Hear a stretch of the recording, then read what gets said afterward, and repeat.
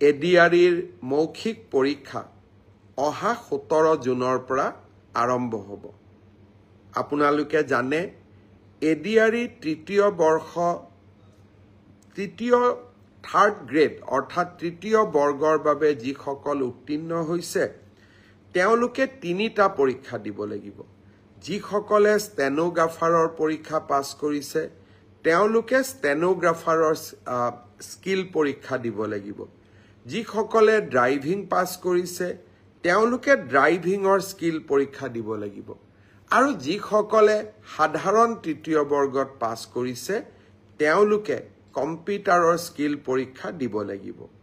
আনহাতে চতুৰ্থ বৰ্গত যিসকলে পাছ কৰিছে তেওঁলোকে অৰেল আৰু স্কিল টেষ্ট দুইটাকে একত্ৰিত কৰি এটা মৌখিক পৰীক্ষাত তেওঁলোকে বহিবৰ প্ৰয়োজনীয়তা আছে আৰু আপোনালোকে সেই পৰীক্ষাত বহিব লাগিব। মই আশা কৰোঁ আমি জুলাই মাহৰ 15 তাৰিখৰ আগতে এই মৌখিক পৰীক্ষা বা স্কিল পৰীক্ষাৰ গোটেই পৰ্যায়টো শেষ কৰিম আৰু মই আগতেই কৈ অহাৰ দৰে 10 অক্টোবৰৰ দিনাখন আমি আপোনালোকৰ হাতত যোগ্যজনৰ হাতত নিয়োগ পত্ৰ তুলি দিবলৈ প্ৰচেষ্টা কৰিম। মোক সুধিছে যে এডিআৰিৰ নতুন এডভাৰটাইজ কেতিয়া হ'ব, পুলিচৰ নতুন এডভাৰটাইজ কেতিয়া হ'ব।